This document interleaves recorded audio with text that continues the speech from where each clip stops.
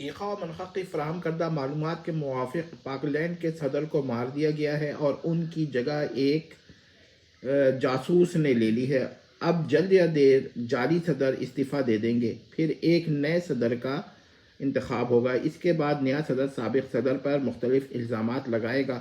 منصوبے کے مطابق سابق صدر ان الزامات کو تسلیم کر لیں گے اور اعتراف جرم کر لیں گے۔ اس کے بعد ان کو جلا وطن کر دیا جائے گا۔ اس کے بعد حکومت پالیسی نئے صدر بنائے گی۔ منصوبہ تو عمدہ ہے، نصوص نے کہا، بلکہ بہت عمدہ۔ خصوص خاموش نہ رہ سکا۔ لیکن ہم کو کیا کرنا ہے؟ صحیہ نے جرمن زبان میں کہا، وہ گھر میں جرمن بولتی تھی۔ اس میں ہم کو کچھ نہیں کرنا، صبیہ نے انگریزی زبان میں کہا، وہ انگریزی بولتی تھی۔ پھر تو ایخا ملخا خامخواہ آئی، خصوص نے کہا، لیکن ہم سے ملاقات ہو گئی، یہ تو بہت عمدہ بات ہے۔ خصوص نے نقطہ اٹھایا، میرا خیال ہے کہ ہم کو قاتلین کا سراغ لگانا ہے۔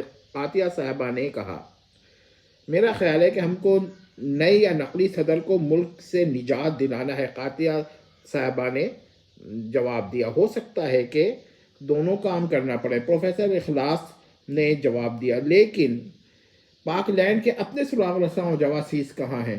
صبیہ نے سوال انگریزی میں کیا، وہ عموماً انگریزی بولتی تھی۔ ان کو نقلی صدر ایک فرضی مہم میں ڈال دے گا۔ ایخا منخق کی آواز آئی، کیا مطلب؟ پروفیسر صاحب کے منہ سے نکلا، آپ تو سو رہی تھیں۔ نہیں، وہ تو سو رہی ہیں، یہ میں ہوں۔ یہ کیا بکواس ہے؟ ساتھیہ صاحبہ نے انگریزی زبان میں بڑبڑایا۔ انہوں نے دیکھا ان کے سامنے سوٹ کیس سے آواز آ رہی ہے۔ جی ہاں، میں ایک مصنوعی ذہانت والا سوٹ کیس ہوں، لیکن میری ذہانت اور حافظہ ایخا کا ہے۔ مجھ کو ایخا کے والد نے ایجاد کیا ہے۔ ان کے سامنے ایخا کی سہ عبادی شبیہ یعنی 3 ڈائمینشنل امیج یا ہولوگرام آ گیا۔ کمال ہے، قاطعہ صاحبہ نے اپنی جرمن زبان میں کہا۔ بات یہ ہے کہ ایک نئی مہم میں ان کو بھیج دیا جائے گا جو ایک فرضی ہوگی۔ اس میں پاک لینڈ کے مشہور سراغ رساں جواسیس ناکام واپس آئیں گے تو ان پر مقدمہ دائر کیا جائے گا، اور پھر یہ کہ ان کو ملک کے سب سے بڑی عدالت میں 10 سال کے لیے جاسوسی سراغ رسانی مہمات حتیٰ کہ جنگی سرگرمیوں پر حصہ لینے میں پابندی لگا دی جائے گی، جائیداد ضبط ہو جائے گی۔ سوٹ کیس نے کہا۔ پھر اخلاص صاحب نے سوال کیا، پھر آپ حضرات کو کچھ کرنا ہو تو سوچ لیں، اگر کچھ نہیں کرنا تو بھی سوچ لیں۔ آپ عجیب سوٹ کیس ہیں، خصوص نے کہا۔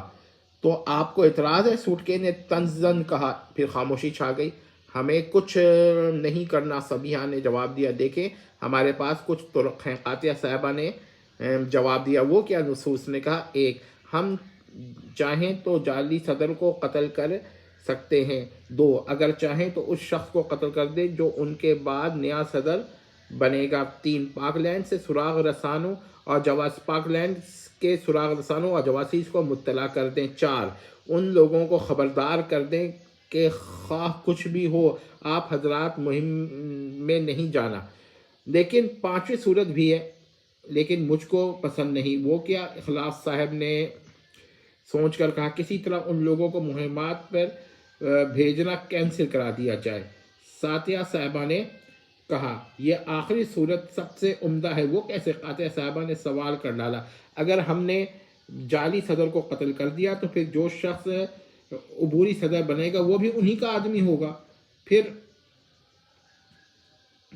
عبوری صدر کو مستقل حکمران بنانا ان کے لیے آسان ہوگا، اور پھر کوئی نیا صدر بنانا بھی کچھ مشکل نہ ہوگا۔ اگر نئے صدر کو قتل کر دیا جائے تو پھر ملک میں ہنگامہ ہو جائے گا اور پھر ایک اور صدر منتخب کرنا پڑے گا۔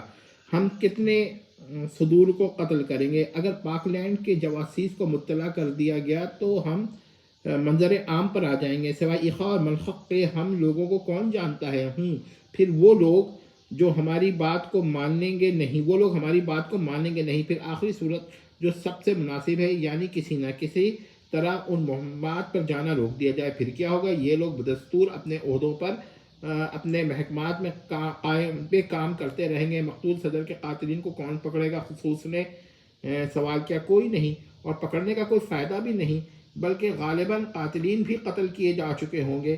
حکومتی اور نہلاتی سازشیں ایسی کچی نہیں ہوتی، سوٹ کیس نے جواب دیا۔ یہ آپ پھر جاگ گئے؟ سیاح نے حیرت سے کہا۔ سوٹ کیس نے کوئی جواب نہیں دیا۔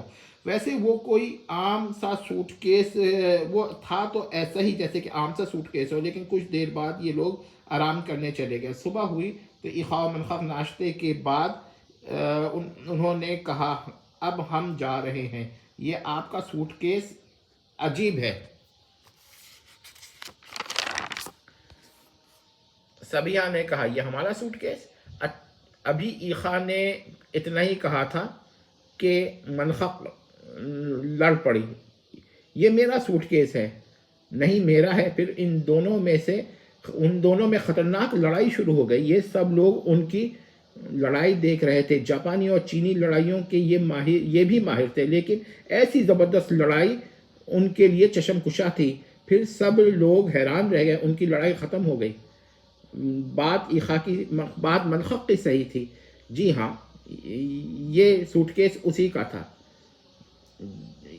جی ہاں، یہ منخق کا سوٹ کیس ہے، ایخا نے لڑنے کے بعد کہا۔ پھر ایخا خورے، یہ تو ہمارا سوٹ کیس ہے۔ وہ ہنس پڑے۔